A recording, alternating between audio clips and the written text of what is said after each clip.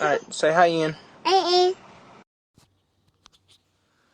Yo, welcome back to another Kids Room podcast episode. And today we're going to be talking about how social media can be very deceitful in our ways of reality and how we view things, simply just through relationships, as we would call them situationships, and just simply how we can make 10-second videos on how maybe your boyfriend or your girlfriend should act, or your husband or your wife should act, and then we put those expectations onto them.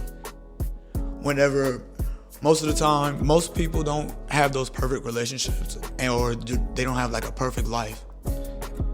We go through life seeing other people doing what they do and not understanding that we have our own gifts. And God has blessed us the same way He has blessed everybody else. So our gifts can do the same thing another person's gifts can. It might look different, right? It might have a different impact on things, and it might take a different amount of time to develop.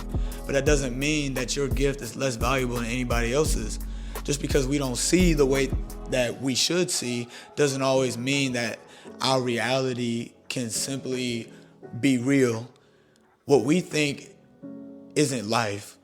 You know, most times we think that things aren't fair, but that's what life normally is. That's how it's always been. Life has never been fair. Life was never just given to you on a silver platter and things were always going to be good. Whether you came into life with a good family with good money or good friends and you had like a great environment, everything like that, went to the best schools. But even then, those people still go through challenges and trials and tribulations, and they still go through struggles just like everybody else.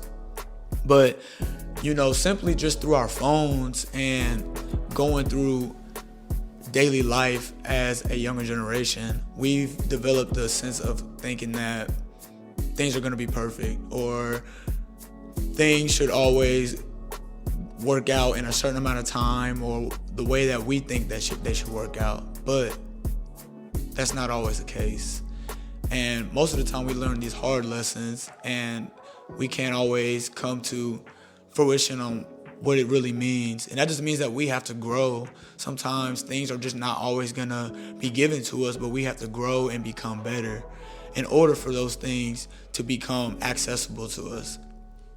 So that's really what today's message is on.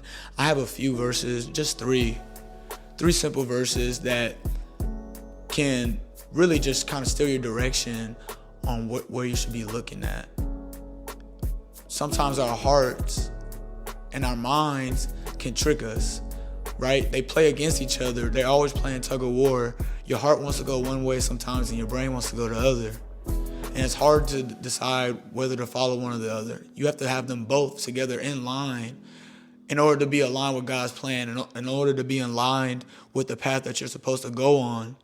Because as you take the time to practice your craft, to practice the things that you want to get better in, the things that you want to see progress in, those are the things that you're going to spend the most time with. Those are the things that you want to continue to seek God about, to continue to seek God for, because He's going to show you other avenues as well that you can be better in.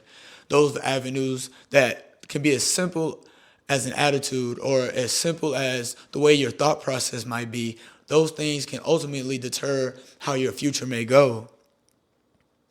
And just going from there, our first verse is going to be from 1 Peter 2:1, and that just reads, "Therefore, rid yourselves of all malice and all deceit, hypocrisy, envy, and slander of any kind." God doesn't want you to be a negative person, but a peaceful person, a loving person, a kind person, right? So it's not always about being run over because you're a nice person, but doing the right things, having the right mindset, and making the right decisions can bring you to where you want to be, right? It can bring you to the person that you want to be, that you have in your mind, that you want to become. Those things are like self-motivators that you have to see, though.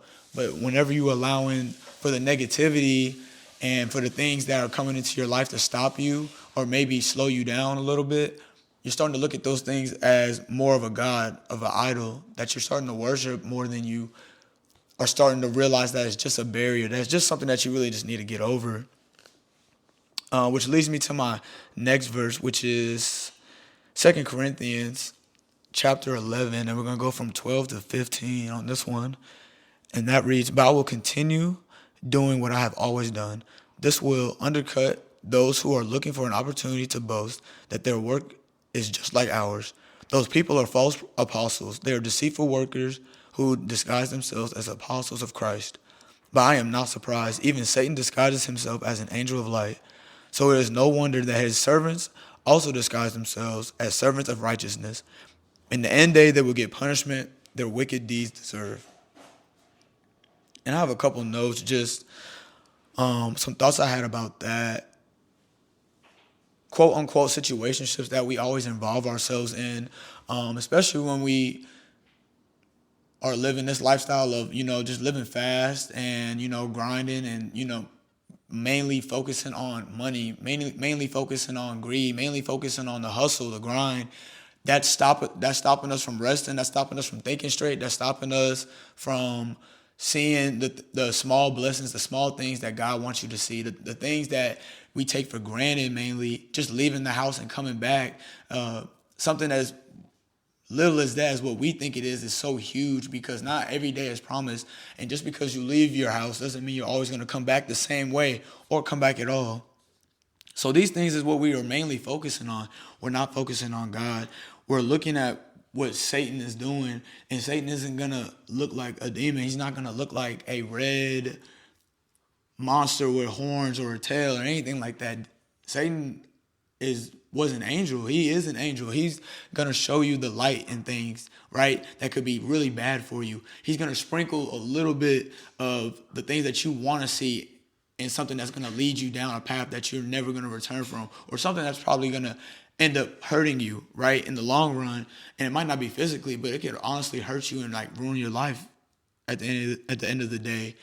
And what we see every day can truly help your mind decide what path you really want to take, because a lot of things that we see now isn't always right. Or the things that we see now, people aren't getting them the right way, but they're making it seem as if it's always legit. And only God knows what that person and them are doing. You can't always worry about them.